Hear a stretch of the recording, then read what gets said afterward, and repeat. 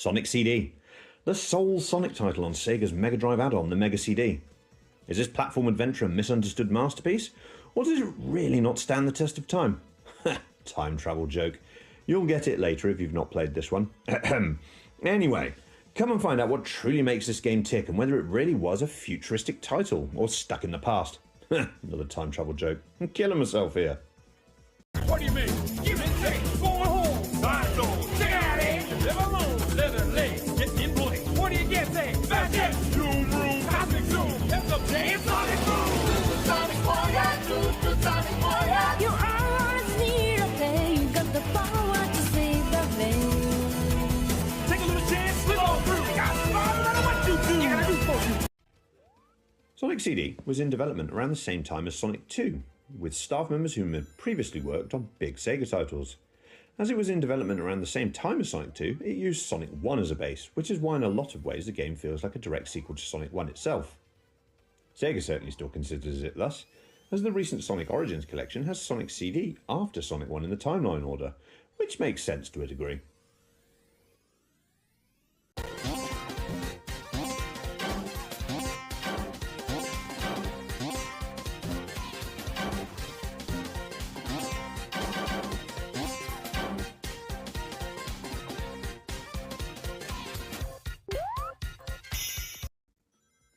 The game itself is a platformer, in the same vein as every other Sonic game up to this point, which it's worth noting that only 4 mainline games existed by the time Sonic CD released in September 1993. The main new gimmick in this game that I alluded to earlier was the inclusion of time travel. Yes, you can keep your Chrono Triggers and other games that included time travel. Sonic CD did it as well, and in a platformer no less. You can choose if you play the game technically or quickly, and the latter can have you never changing time periods bar the forced third act of each stage that's set in the future. This is where the game can become a little misunderstood, but I'll get onto that in a bit. The levels themselves range from an idyllic palm tree locale, an underwater stage with multiple routes, a factory with springy floors, and a super fast nighttime speedway among others. As you saw at the start of the video, Sonic CD has some FMV added. This was a little bit grainier in the original Mega CD version. I'm using the Sonic Origins version here for ease and quality of recording, with some absolute banger music attached to it, with Toot Toot Sonic Warrior playing in the background, or Sonic Boom for the American audience, but again, I'll get onto the music later.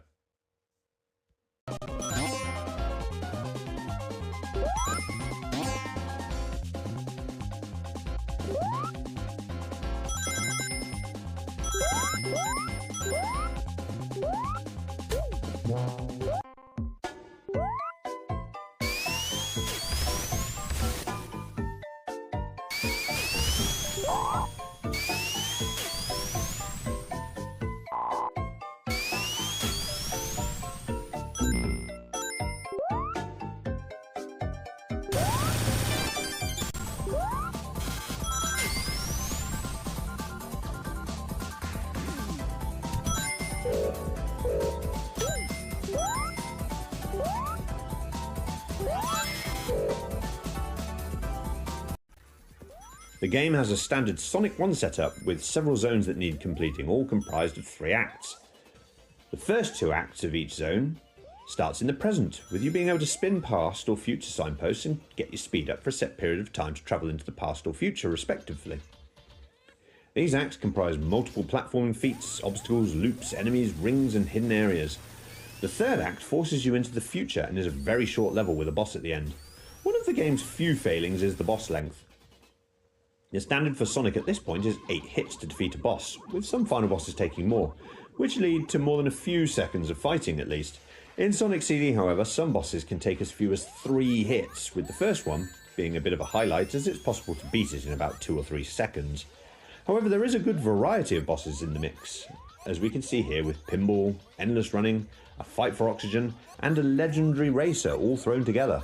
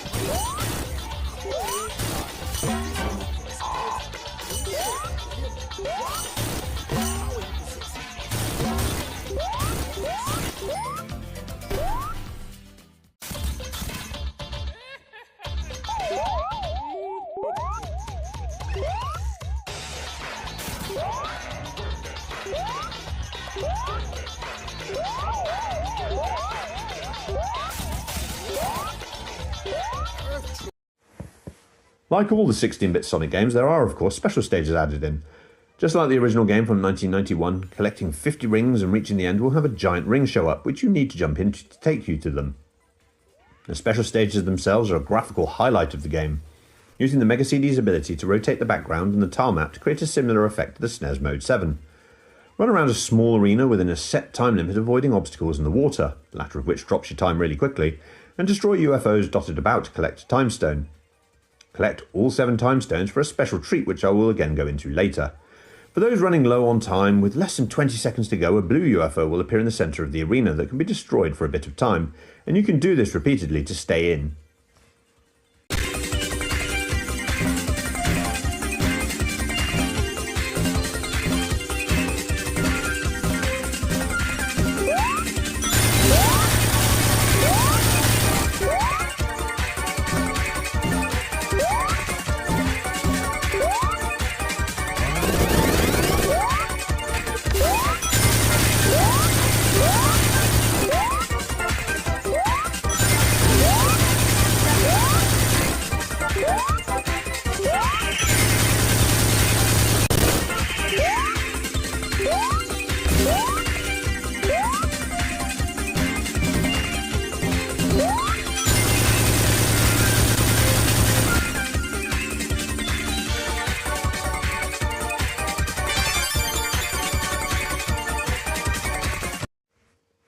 Before I move on to the main event, the music needs to be mentioned here.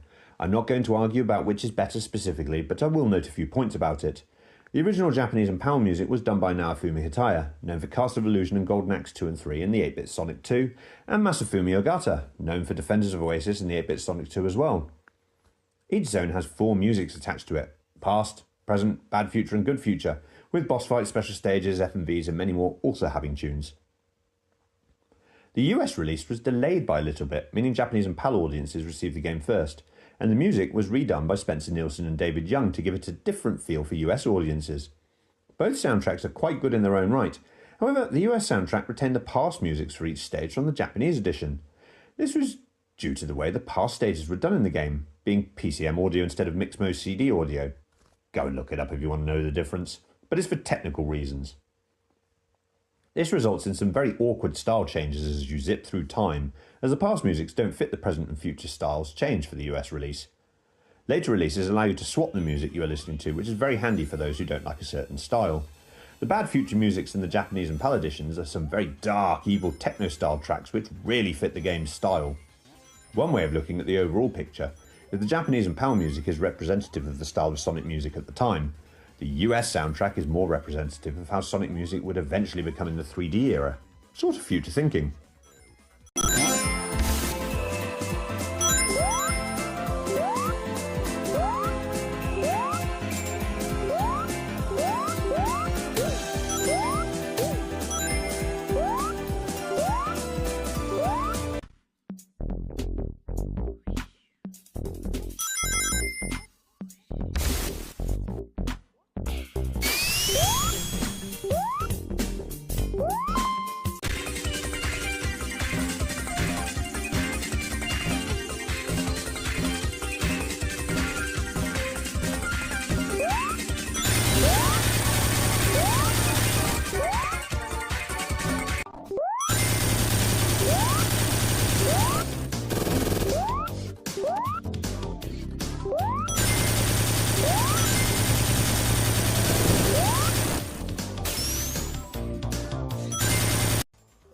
Now onto the main gimmick and a culmination of the few I'll explain laters I've mentioned.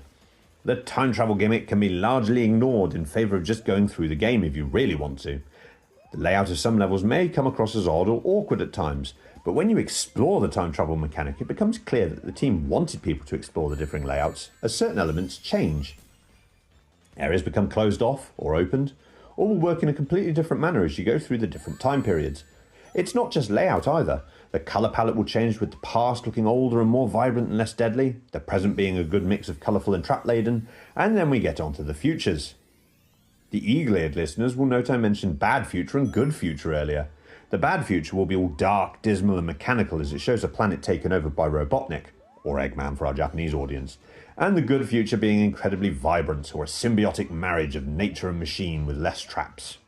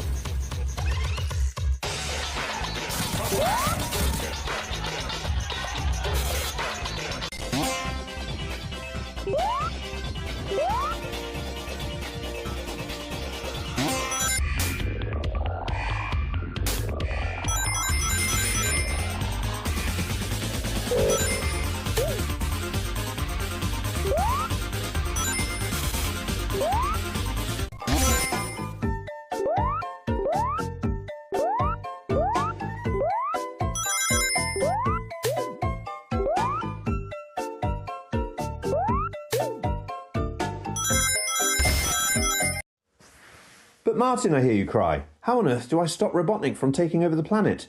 Well, listen in. What's the best way to change the future? Head into the past, of course. Robotnik has clearly been busy with the time stones, travelled back in time and started the ball rolling with taking over the planet, so that he's partway there in our current timeline, and is done by the time of the future stages. On each Act 1 and 2 of every zone there are several curious machines. The first of which is a hologram of Metal Sonic. You can sit and watch him squash an animal under his foot repeatedly if you're sadistic enough. Or you can destroy it and suddenly animals will start appearing in the levels. Apparently the law reason for this is the animals mistaking Sonic for Metal Sonic and hiding, but I don't know how true that is. But that doesn't change the future. Nope. You need to find the Robot Transporter. These are used by Robotnik to teleport his Badnik army to the past, which you don't see in-game, which is how he takes over the joint. A swift attack will destroy these, which will destroy all the Badniks in the act, making it a bit safer, and automatically change the future to the good version for that act only. You have to repeat this on every act until you manage to obtain all the time stones, part of the aforementioned treat for collecting them all. A fun way of finding these robot teleporters is a damaged version of them exists in the present, so you can then work your way back into the past and go to the same spot to destroy it. The fun part of doing this is if you get them destroyed in both acts, the third act, which is always in the future, will be forced into the good version, which obviously not only affects the level aesthetic and layout, but can change how Robotnik looks too. His orange robot mech in the first zone boss is far less threatening than the neon pink one you get in the good future. Getting all the time stones is needed, however, to prevent you needing to destroy these robot transporters on every act, with the earliest you can manage to offset this being Quartz Quadrant Act 2, which is the fourth zone, as Act 1 will be the earliest you can get the 7th time stone, meaning you need to destroy at least 7 acts worth of transporters. This can lead to a game you can play in a few different ways to experience it, whether you have good futures, bad futures, or a mix.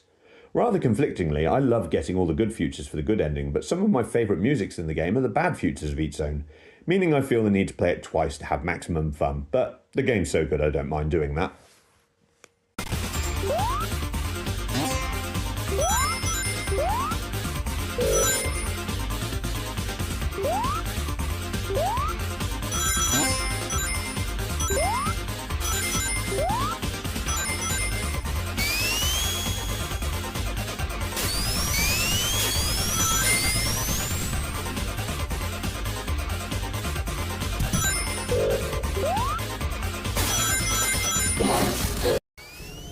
All this culminates in the finale of Metallic Mayhem with you fighting a boss who is irritating only for the first hit, but then gets easier to take down.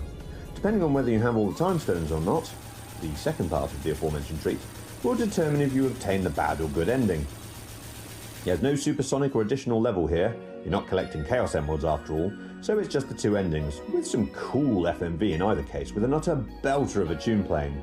You're then treated to quite possibly my favourite Sonic end credits ever. Move over, live and learn from Sonic Adventure 2. Sonic CD beat you to the punch.